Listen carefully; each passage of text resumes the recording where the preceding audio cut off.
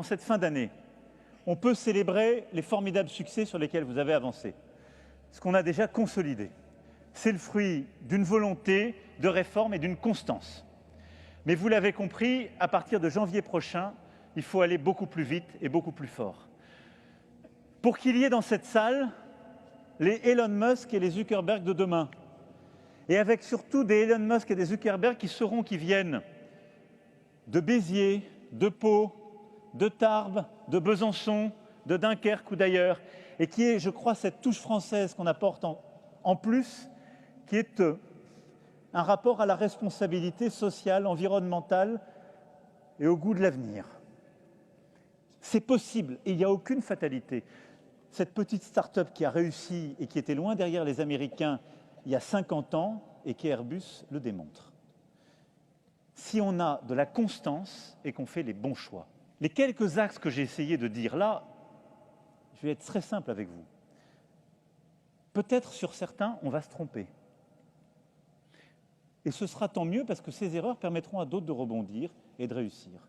Peut-être sur d'autres, on va complètement se tromper, ce ne sera pas grave. Sur d'autres, on va formidablement réussir. Il y a une chose qu'on n'a pas le droit, c'est de ne pas tenter et de ne pas prendre des risques. De ne pas investir massivement pour accélérer encore et encore.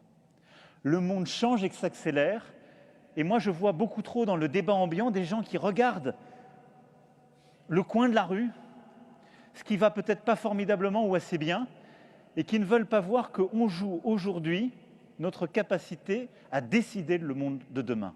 Et on a tout dans les mains pour cela. Il faut simplement redoubler d'énergie, redoubler de courage, redoubler de volonté. Et pour ça, en plus, d'abord, j'ai besoin que le secteur privé soit encore plus à nos côtés et redouble de prise de risque. Quand je regarde les choses, il n'y a aucun autre pays en Europe qui fait ce qu'on est en train de faire. Maintenant, ça fait 5 ans que nous, on pousse, qu'on est arrêté par les plus lents. Et donc, on va prendre acte de ça, on va proposer à ceux qui sont prêts à aller vite avec nous d'y aller. On a besoin d'une Europe, de l'investissement, de la prise de risque plus vite et plus fort, on fonce. La deuxième chose, c'est qu'on va mettre, au-delà des capitaux, plus de rapidité publique. Je l'ai dit, c'est les réformes dès le début de l'année, on doit aller plus vite et plus fort. Et puis le dernier point, c'est que pour réussir tout ça, il faut accélérer sur la bataille des talents. Tout ce qu'on se dit là, ça va très vite, beaucoup plus vite qu'on ne l'imagine. Je vous le disais, il y a 5 ans, les acteurs du secteur me disaient « on n'arrivera pas à faire des batteries électriques ». On a 4 gigafactories chez nous.